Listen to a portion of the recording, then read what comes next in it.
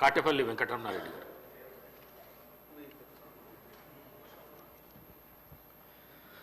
అధ్యక్ష, మీ ద్వారా ఒక చిన్న విషయం సభలో ఉన్న సభ్యులందరికీ తెలియజేయాలనుకుంటున్నాను.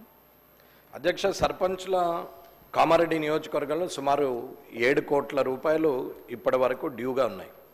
గత 2-3 సంవత్సరాలుగా పాత ప్రభుత్వమా కొత్త ప్రభుత్వమా అనేది కాకుండా సర్పంచులతోని పనులు చేపించి మన ఊరు మనబడి అని చెప్పి, వైకుంఠ ధామం అని చెప్పి, లేకపోతే ట్రాక్టర్ అనుకోండి, ఇంకోటి అనుకోండి, అందరూ చెప్పినట్టు అవన్నీ పనులు ఏదైతే చేపించారో సుమారు సీసీ డ్రైన్స్, సీసీ రోడ్స్ అన్నీ వేయమని చెప్పేసి ప్రొసీడింగ్లు ఇచ్చారు, మాత్రం శాంక్షన్లు ఇచ్చారు.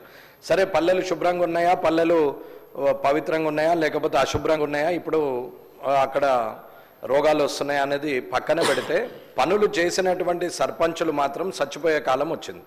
ఆల్రెడీ గత ప్రభుత్వంలో కూడా ఆత్మహత్య చేసుకునే సందర్భంలో చాలాసార్లు గౌరవ మాజీ మంత్రులు అందరూ కూడా చూశారు. ఎవరిని నేను పర్టికులర్గా విమర్శించట్లేదు. కానీ సర్పంచులు ఆడవాళ్ళు కూడా పనిచేసినటువంటి వాళ్ళు ఉన్నారు. వాళ్ళందరూ కూడా అందరూ చెప్పినట్టు అన్ని కుదబెట్టుకొని చేశారు. మిత్తికి కూడా సరిపోని పరిస్థితికి వచ్చింది. గత 3 సంవత్సరాలుగా స్కూళ్ళలో మన ఊరు మనబడి అని చెప్పి ఒక ప్రోగ్రాం పెట్టేసి అక్కడ బిల్డింగులు కట్టించేసి వైకుంఠధామం అని చెప్పి అక్కడ పెట్టించేసి శాంక్షన్లు ఇచ్చిండ్రు తప్ప ఫైనాన్షియల్ అప్రూవల్స్ తీసుకొని ఇప్పటి వరకు కూడా వాళ్ళకు బిల్లు పేమెంట్లు రాలేవు. గత ప్రభుత్వము చేయించినటువంటి పనులు ఎన్ఆర్ఈజీఎస్ ద్వారా కావచ్చు, లేకపోతే ఇంకొక ఫండ్స్ ఏదైనా కావచ్చు, కేంద్ర ప్రభుత్వమే రాష్ట్ర ప్రభుత్వమే అని చెప్పి రాజకీయం చేయట్లేదు. అది ఏ ప్రభుత్వమే అనేది ఇక్కడ ఉన్న సభ్యులందరికీ తెలుసు. కానీ సర్పంచులకు డబ్బులు రావాలనేది ముఖ్యమైన సందర్భం. ఇక్కడ ఉన్నటువంటి పంచాయతీరాజ్ మినిస్టర్ కానీ, లేకపోతే ఫైనాన్స్ మినిస్టర్ కానీ, లేకపోతే ఫైనాన్స్ సెక్రటరీ అయినటువంటి రామకృష్ణారావు గారు కానీ, ఇక్కడ ఉన్న ముఖ్యమంత్రి గారు కానీ, శాసనసభ్యులు కానీ, ఇది ఒక్కరి సమస్య కాదు.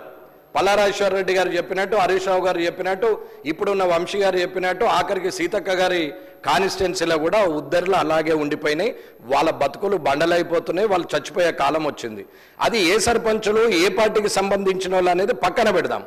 కానీ గత ప్రభుత్వంలో ఏ ప్రభుత్వం ఉంటే ఆ లోకల్ బాడీలో ఆ ప్రభుత్వం సర్పంచులే ఉంటారు, ఎంపీటీసీలు ఉంటారు, జడ్పీటీసీలు ఉంటారు. ఒకవేళ అటు ఇటు మారితే మారుతారు.